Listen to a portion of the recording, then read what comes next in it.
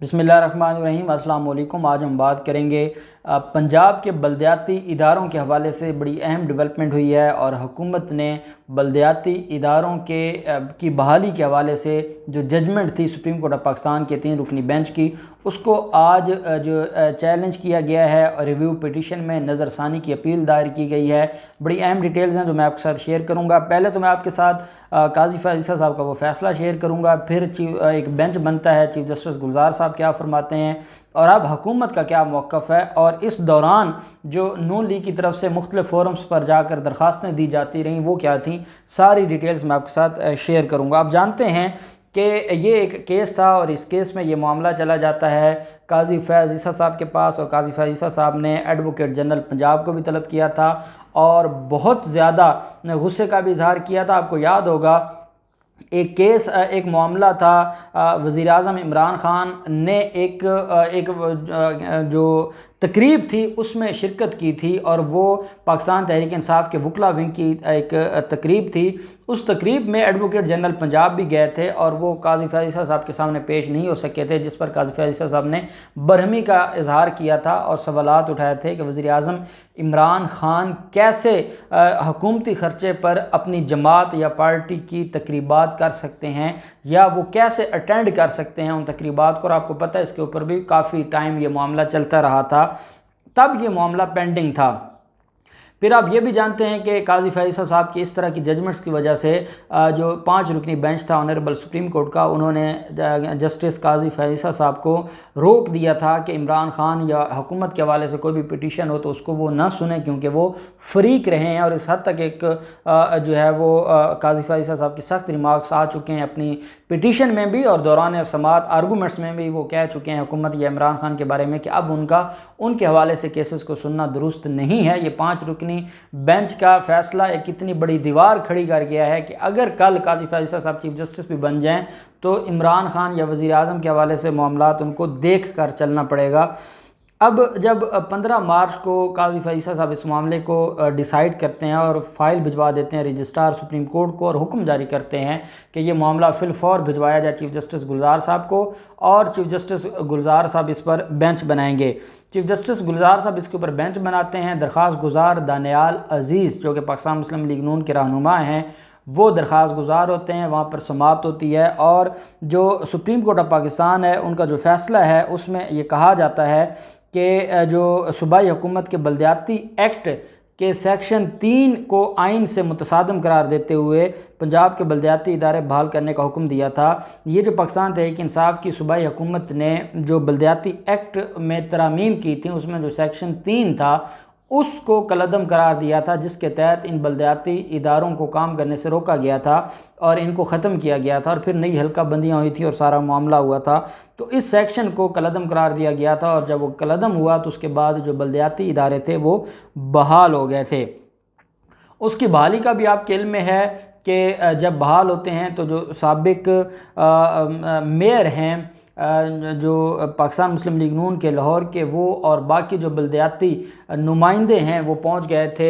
बल्दिया town Lahore में और वो वहां गए थे कि हमें चार्ज संभालने हम आए हैं, क्योंकि बलदियाती जो इदारे हैं वो बहाल कर दिए गए हैं। और उसके ऊपर फिर ये लाहौर हाई कोर्ट जाते हैं। लाहौर हाई कोर्ट में वफाकी हुकूमत की तरफ से अटर्नी जनरल ऑफ पाकिस्तान और डिप्टी अटर्नी जनरल की तरफ से एक जवाब जमा करवाया जाता है कि सुप्रीम कोर्ट के फैसले के ख़िलाफ़ ये लाहौर हाई कोर्ट कैसे आ सकते हैं। और अदालत को ये भी कहा गया था कि अब इनके पास भी एक रेमेडी है और हुकूमत के पास भी एक रेमेडी है। इनके पास तो रेमेडी ये है कि ये इस सारे मामले में तौहीन अदालत के लिए जा सकते हैं सिर्फ सुप्रीम कोर्ट में, क्योंकि सुप्रीम कोर्ट का हुक्म है तो सुप्रीम कोर्ट के हुक्म के ख़िलाफ़ सुप्रीम कोर्ट में ही जा सकते हैं तौहीन अदालत में। और वफाकी हुकूमत और पंजाब हुकूमत ने यह कहा था कि हमने रिव्यू फ़ाइल करना है और हम इंतज़ार कर रहे हैं कि जब तक तफसीली फ़ैसला नहीं आता तब तक हम रिव्यू फ़ाइल नहीं करते, तो हमने इस मामले पर रिव्यू फ़ाइल करना है। और हुकूमत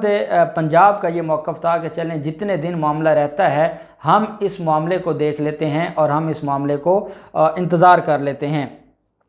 फिर आप ये भी जानते हैं कि इस सारे के सारे मामले पर जो हुकूमत की तरफ से जो मौक़िफ़ सामने आया और हुकूमत इस बात पर तैयार नहीं थी कि ये जो बल्दियाती इदारे हैं ये बहाल किए जाएं, या ये जो बल्दियाती इदारे हैं इनके हवाले से कोई रिलीफ दिया जाए, या इन बल्दियाती इदारों को बहाल किया जाए। हुकूमत ने अपनी इस जो पिटीशन है, जो रिव्यू पिटीशन है, इसमें भी ये जिक्र किया है अदालत के सामने, और दो ग्राउंड बेसिकली ली हैं। एक तो ये कहा गया है कि जो 2013 की हल्का बंदियाँ हैं वो मतरूक हो चुकी हैं, वो ख़त्म हो चुकी हैं, और पंजाब भर में अब नई हल्का बंदियाँ कर दी गई हैं, और नई हल्का बंदियाँ जो हैं वो अब उनकी बुनियाद पर सारी की सारी कार्रवाई होगी, और उनकी बुनियाद पर अब नए इलेक्शंस होंगे और नए बल्दियाती इदारे बनेंगे। एक तो पंजाब हुकूमत की तरफ से ये ग्राउंड ली गई सुप्रीम कोर्ट ऑफ पाकिस्तान में। दूसरी पंजाब हुकूमत की तरफ से जो ग्राउंड ली गई है कि सुप्रीम कोर्ट में ये कहा गया है कि सिर्फ चंद माह के लिए क्योंकि चंद माह रह गए हैं, चंद माह के लिए बल्दियाती इदारों को बहाल करने से अरबों रुपए का ज़िया होगा। और ये जो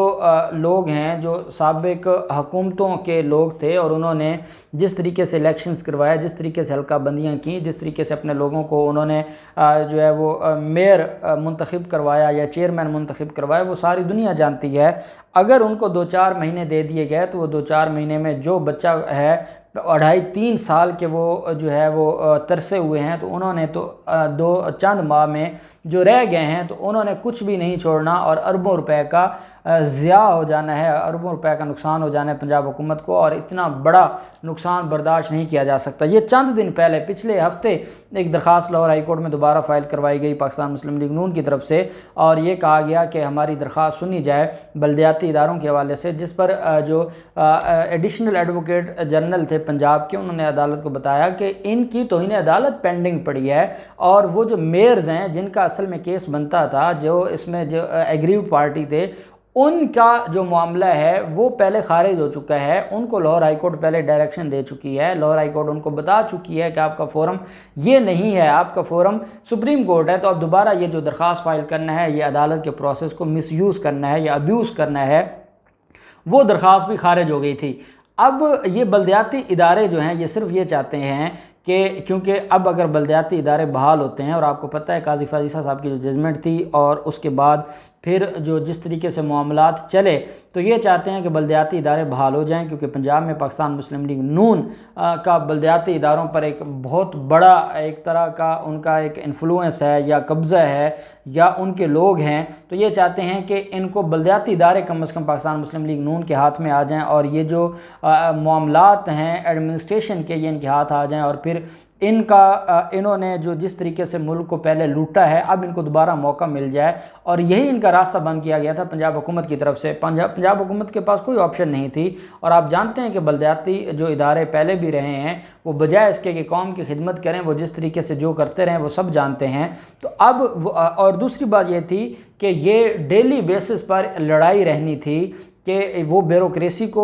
मजबूर करते, वो हुकूमत के साथ उनका फड्डा रहता, और क्योंकि पाकिस्तान मुस्लिम लीग नून की